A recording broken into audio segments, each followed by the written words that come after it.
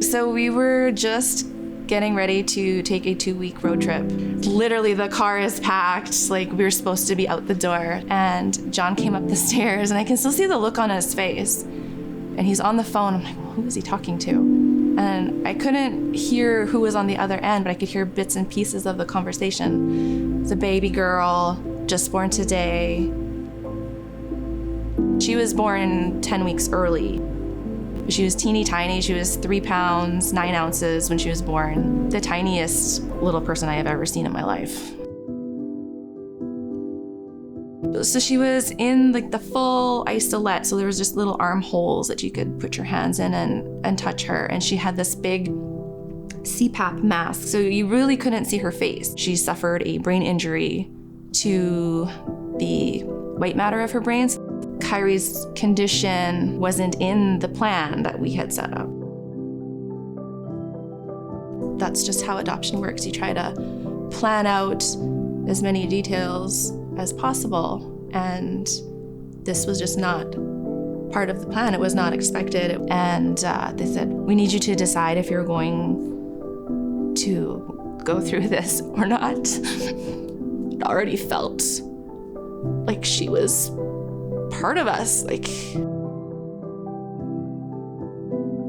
there was no turning back. So whatever it meant that she was going to be, we were there for it. So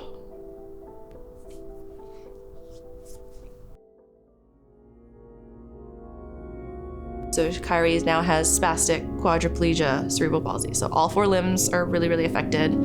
Big and tall, head up. Put your head up.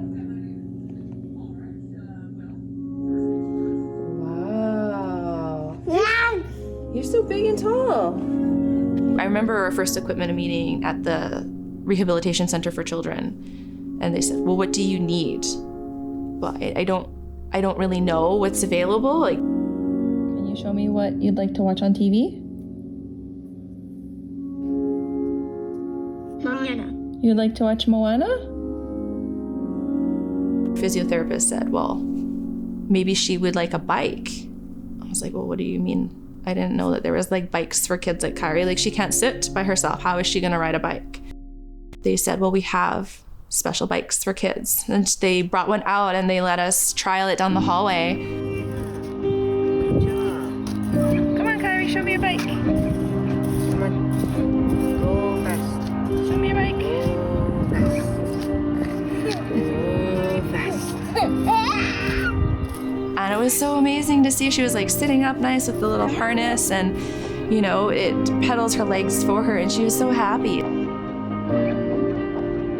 She's always been a tiny, like petite little kid, but her personality is enormous. She is sassy, she is sarcastic, she is goofy, and you know, she loves to laugh. She's different than other kids, but I don't ever want her to feel different than other kids. You know what I mean? Like I don't want her to feel excluded, that she can't do those things or those things are not an option for her.